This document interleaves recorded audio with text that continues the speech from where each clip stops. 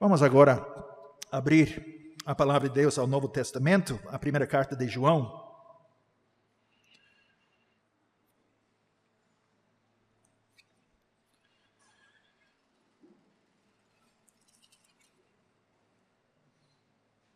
Capítulo 3.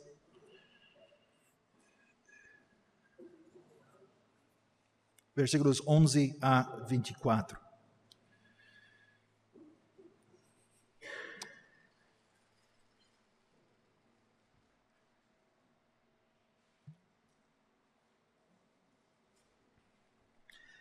E assim diz a palavra de Deus: porque a mensagem que ouvistes desde o princípio é esta, que nos amemos uns aos outros. Não segundo Caim, que era do maligno e assassinou a seu irmão. E por que o assassinou? Porque as suas obras eram más, e as de seu irmão justas. Irmãos, não vos maravilheis se o mundo vos odeia. Nós sabemos que já passamos da morte para a vida, porque amamos os irmãos. Aquele que não ama permanece na morte. Todo aquele que odeia a seu irmão é assassino. Ora, vós sabeis que todo assassino não tem a vida eterna permanente em si. Nisto conhecemos o amor, que Cristo deu a sua vida por nós, e devemos dar nossa vida pelos irmãos. Ora, aquele que possuir recursos deste mundo e vir a seu irmão padecer necessidade e fechar-lhe o seu coração, como pode permanecer nele o amor de Deus? Filhinhos, não amemos de palavra nem de língua, mas de fato e de verdade. E nisto conheceremos que somos da verdade, bem como perante ele tranquilizaremos o nosso coração. Pois se o nosso coração nos acusar, certamente Deus é maior do que o nosso coração e conhece todas as coisas. Amados, se o coração não nos acusar, temos confiança diante de Deus. E aquilo que pedimos dele recebemos, porque guardamos os seus mandamentos e fazemos diante dele o que lhe é agradável. Ora, o seu mandamento é este, que creamos em o nome do seu Filho, Jesus Cristo, e nos amemos uns aos outros, segundo o mandamento que nos ordenou. E aquele que guarda os seus mandamentos permanece em Deus e Deus nele. E nisto conhecemos que ele permanece em nós, pelo Espírito que nos deu. Até aqui a leitura da palavra, e o foco do sermão será em versículo 18 desse capítulo. Filhinhos, não amemos de palavra nem de língua, mas de fato e de verdade. Que Deus abençoe essa leitura da palavra e também a pregação da palavra que se baseia nessa passagem da palavra de Deus.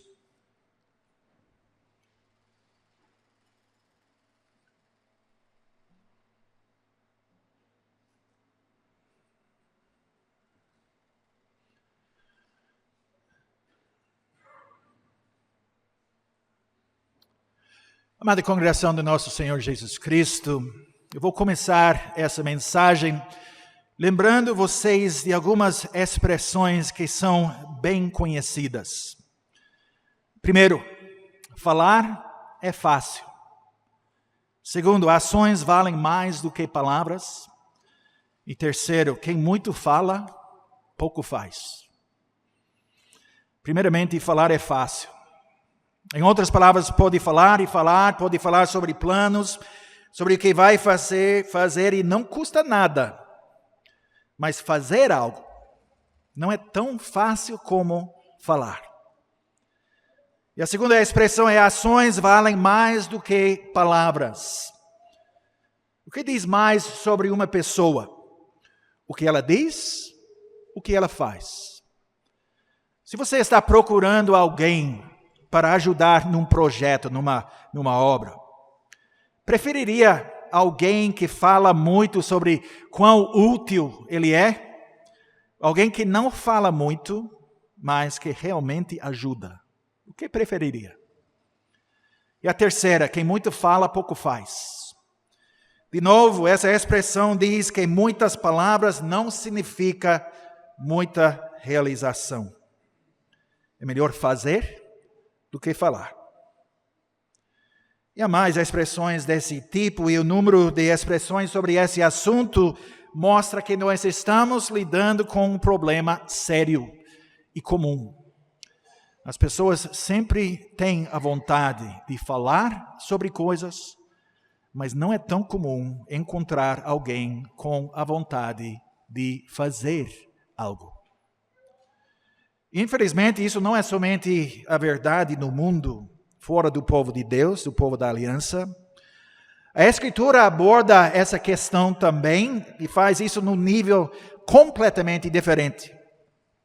Se realmente quer entender o que significa ações valem mais do que palavras, só precisa ler comigo Tiago capítulo 2. Vamos abrir nossas Bíblias a Tiago capítulo 2 e versículos 14 a 18. Tiago capítulo 2, 14 a 18.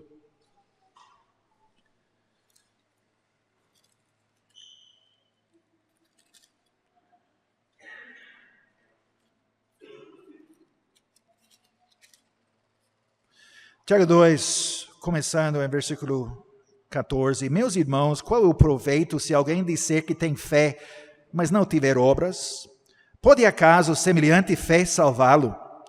Se um irmão ou uma irmã estiverem carecidos de roupa e necessitados de alimento cotidiano, e qualquer dentre vós lhes disser, ide em paz, aquecei-vos e fartai-vos, sem contudo lhes dar o necessário para o corpo, qual é o proveito disso?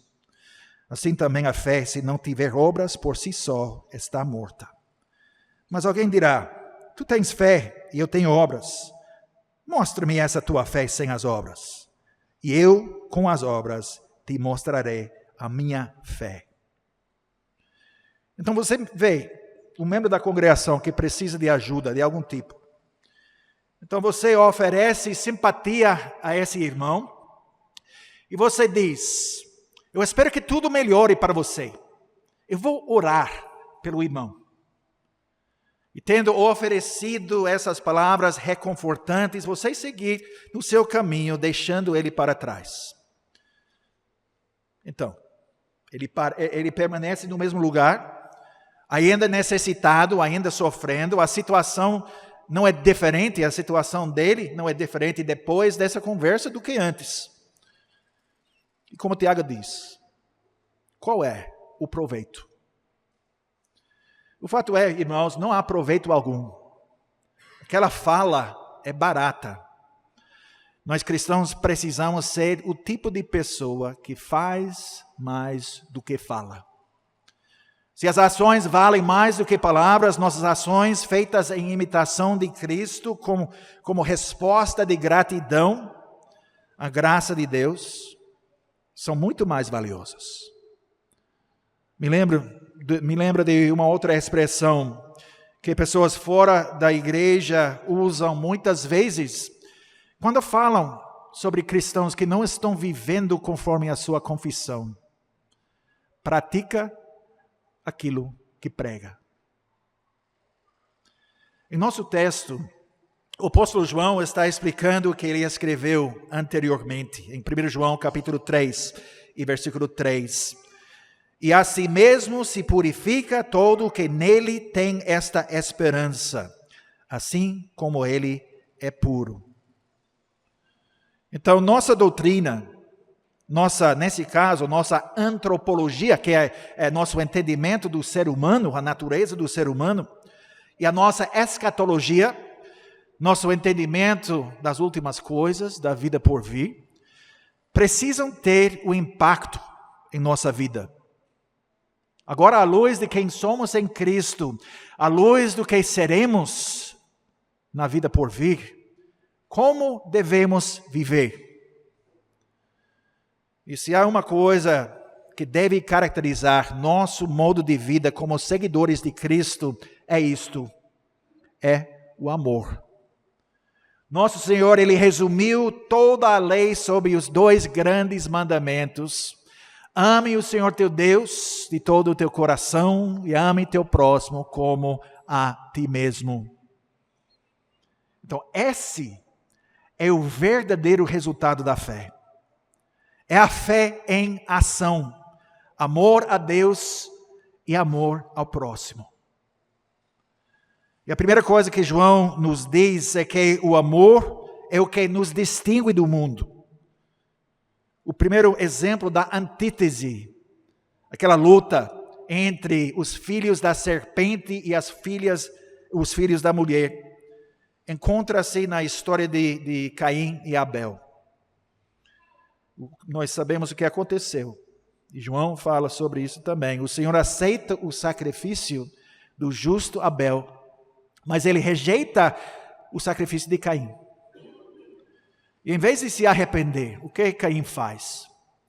Ele ataca o seu irmão e o mata.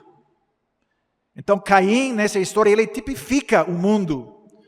Ele odiou, e em seu ódio, ele matou seu irmão. O primeiro assassino.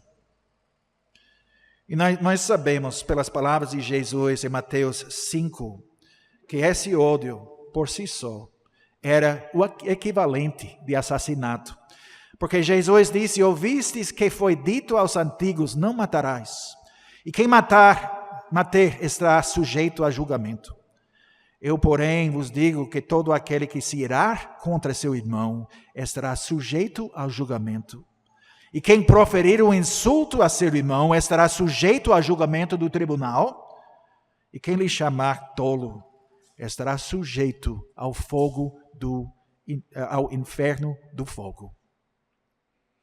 Então, até antes dessa ação física de Caim matar seu irmão, ele já havia assassinado seu irmão no seu coração.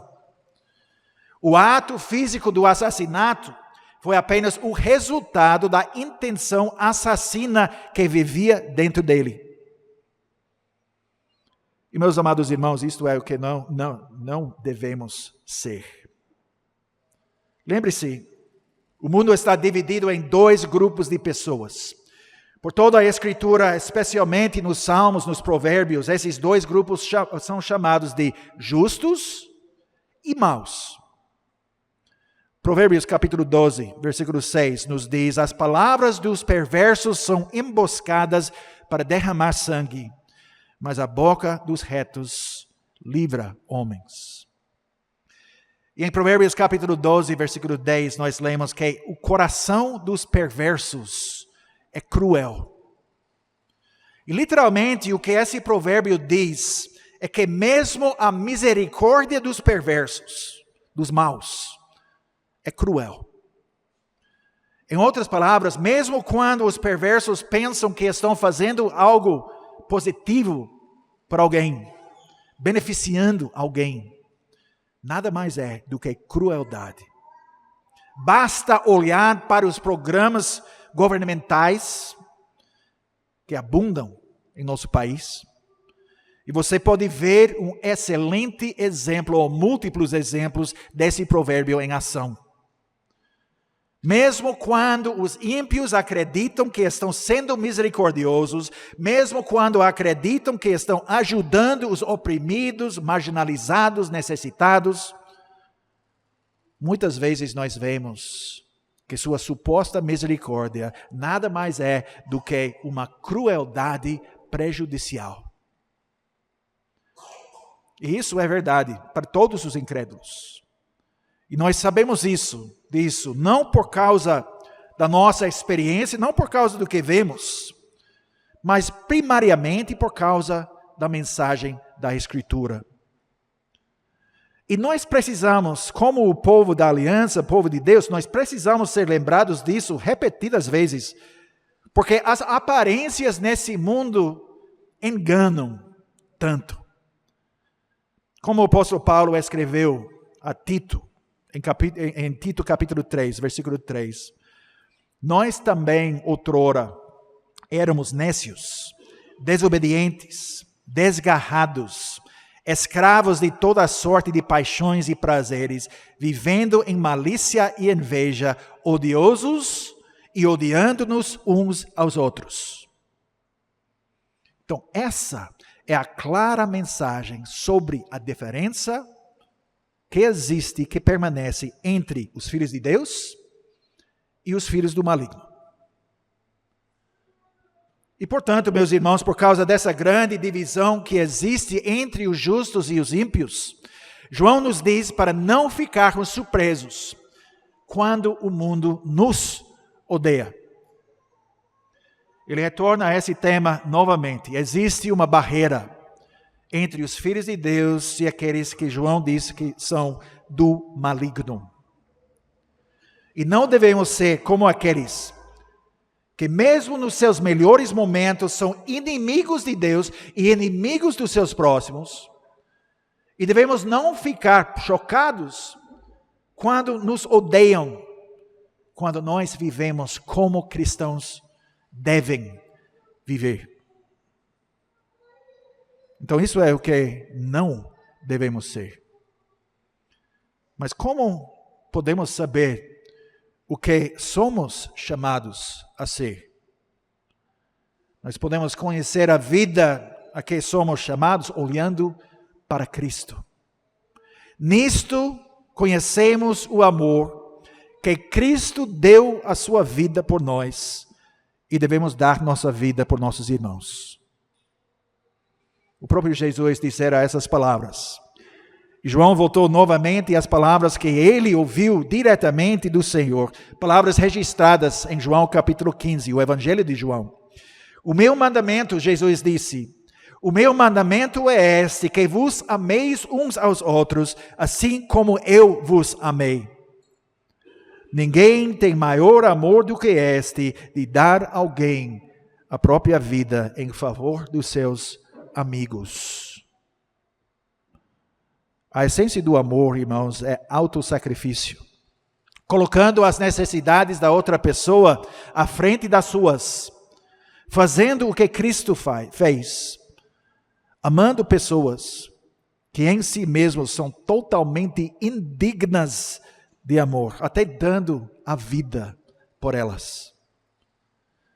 Cristo deu a sua vida por um homem como Pedro, que tantas vezes se mostrou fraco, tolo, que chegou a ponto de negar seu próprio Salvador e Senhor 3 vezes.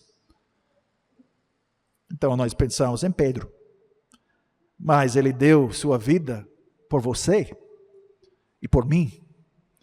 E você sabe, eu sei, o quanto nós não somos tão amáveis por natureza. Isso é amor. E nós precisamos tomar nota especial disto. Eu vou repetir o que Jesus disse. Ninguém tem maior amor do que este, de dar a alguém a própria vida em favor dos seus amigos. Nota bem o que ele diz. Não que alguém esteja disposta a dar a sua vida em favor dos seus amigos, ou que alguém dará a sua vida em favor dos seus amigos se for necessário, é de dar a alguém a própria vida em favor dos seus amigos. E João diz, nós devemos dar nossa vida pelos nossos irmãos. Novamente, veja e pense nisso, veja o que ele diz. Não é, devemos estar dispostas a dar nossa vida pelos irmãos. Não é. E não é, se você realmente precisa, esteja pronto para dar a sua vida por seu irmão. Não é isso também. Por quê? Porque é tão fácil dizer, eu daria minha vida por ele. É fácil para um marido dizer sobre sua esposa, tão romântico, eu daria minha vida por ela. Mas, meus irmãos, nós não somos chamados, não somos ordenados para estarmos prontos e dispostos a fazer isso se surgir a necessidade. Como se dar a sua vida por alguém significasse algo como estar disposto a se jogar na frente de uma bala que se dirige ao seu amado. Ou entrando no trânsito para resgatar seu amado da morte certa. Porque as chances são muito boas de que isso nunca aconteça. É provável que eu realmente serei chamado a viver de acordo com essas palavras? É fácil dizer. E esse é o ponto inteiro de João aqui. Que estou disposto a dar a minha vida por meu marido, minha esposa, meus filhos, meus pais, ou meus irmãos, minhas irmãs na igreja. É muito mais fácil fazer isso, mais difícil. É muito mais difícil fazer isso no dia a dia. Isso é a mensagem que Jesus nos dá nos evangelhos, como em Lucas capítulo 9. No Lucas 9, versículos 23 e 24, ele diz isso. Se alguém quer vir após mim, a si mesmo se negue dia a dia, tome a sua cruz e siga-me. Pois quem quiser salvar a sua vida, perdê-la. Quem perder a vida por minha causa, esse a salvará. Ações falam mais alto do que as palavras. Falar é fácil. Filhinhos, não amemos de palavra nem de língua, mas de fato e de verdade. Porque o fato é que é muito mais fácil, de novo, falar sobre amar o próximo do que amar o próximo. É muito mais fácil pensar e falar sobre amar a humanidade em geral do que realmente amar um ser humano individual. Vocês conhecem provavelmente o nome de C.S. Lewis. E ele disse isso. Ele disse, é mais fácil ser entusiasta da humanidade com H maiúsculo do que amar homens e mulheres individuais, especialmente aqueles que são desinteressantes, exasperantes, depravados ou de outra forma não atraentes. Amar todo mundo em geral pode ser uma desculpa para amar ninguém em particular. Porque o verdadeiro amor é muito mais do que apenas palavras piedosas e bonitas. Nós somos chamados a amar. Isso significa que o amor, no verdadeiro sentido bíblico e piedoso, não é tanto um sentimento como uma ação. É muito diferente do conceito que o mundo tem sobre o amor. O mundo torna o conceito de amor nada mais do que uma emoção. O mundo não tem nenhuma ideia do que o amor verdadeiro. O que é o amor verdadeiro? Confunde o amor verdadeiro por muitas outras coisas. Como eu disse, como um sentimento, luxúria, conforto, prazer. Essas são as ideias que o mundo tem sobre o que é amor. De acordo com a definição do mundo do amor, amor é algo que pode ir e vir, algo que pode acontecer como um fogo ardente e depois desaparecer completamente. Mas o amor não significa gostar de alguém. Segundo a palavra de Deus, o amor é algo que pode ser exigido. Nós somos ordenados a amar uns aos outros. Amar mesmo aqueles que não necessariamente gostamos muito. Gostar de alguém é baseado no sentimento, num certo aspecto emocional, ter algum interesse comum, ter algum tipo de admiração pelas qualidades e características pessoais daquela pessoa. Amar alguém significa viver em relação a uma pessoa do qual você talvez não goste muito, como se você gostasse dela na verdade. Não porque você pode obter algo desse relacionamento, não porque essa pessoa lhe oferece algo que faz você sentir bem, mas porque essa pessoa, simplesmente, porque essa pessoa é um irmão ou uma irmã em Cristo, e porque você é chamado para amar em ação e não em palavras. E o resultado de amar seu irmão, sua irmã, ao dar a sua vida, ao fazer a sua felicidade, prazer e conforto secundários à felicidade, prazer e conforto do seu irmão? É isto. Quando amamos nosso irmão em ação e em verdade, saberemos, como João diz, que somos da verdade. Com isso, tranquilizaremos nosso coração diante de Deus. Com isso, podemos fortalecer nossa confiança, nossa segurança da salvação, nossa certeza de que nós estamos, na verdade, unidos a Cristo. Nossa certeza do que o Espírito Santo, de fato, realmente habita em nós, como o seu templo. Ao amar nossos irmãos, João diz, podemos ter certeza de que passamos da morte para a vida, da morte do mundo, do seu ódio e inimizade, para a vida de Cristo.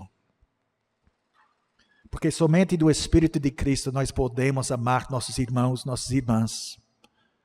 Somente pelo trabalho do Espírito Santo temos a capacidade e até a vontade de amar aqueles que parecem ser, em nossas mentes, talvez indignos do amor. O apóstolo Paulo disse isso em Gálatas 5, 22 e 23. Passagem bem conhecida. Mas o fruto do Espírito é amor, alegria, paz, longanimidade, benignidade, bondade, fidelidade, mansidão, domínio próprio. Contra estas coisas não há lei. Então, amor, verdadeiro amor, amor em ação, amor na verdade, é o fruto do Espírito Santo. É um sinal de que fomos vivificados em Cristo. É a prova mais segura da nossa regeneração. Então, eu tenho que esclarecer. E nós temos que ter certeza sobre essas coisas. Não é que precisamos amar para merecer alguma coisa de Deus. A fé é o instrumento da nossa salvação. Porque a fé nos une a Cristo, nos liga, nos conecta a Cristo. E é Ele que nos salva. Mas a verdadeira fé não existe sem amor. Fé e amor, como fé e arrependimento, como fé e obediência, são intimamente ligados. Não é que amamos e, portanto, nós recebemos a salvação. Não. Nós somos salvos e, portanto, nós podemos amar. Podemos andar no caminho do amor. E devemos andar no caminho do amor. E como João continua a dizer em 1 João capítulo 3, versículo 24. E nisto conhecemos que Ele permanece em nós, pelo Espírito que nos deu. Exatamente como Tiago disse, que a fé sem obras está morta. O apóstolo Paulo diz em Gálatas capítulo 5, versículo 6, porque em Cristo Jesus nem a circuncisão, nem a incircuncisão tem valor algum, mas a fé que atua pelo amor. E como podemos ler em 1 Coríntios capítulo 13, versículo 13, agora, pois, permanecem a fé, a esperança e o amor. Estes três. Porém, o maior destes é o amor. Então, esse amor não é amor em palavra, em conversa, em sentimento. Falar é fácil, mas é amor em ação e em verdade. Agora, meus irmãos, nos últimos mais ou menos 20 minutos, eu falei muito sobre amor. Vocês ouviram muito sobre amor. Eu tenho que dizer que tudo isso nos coloca numa posição bem perigosa.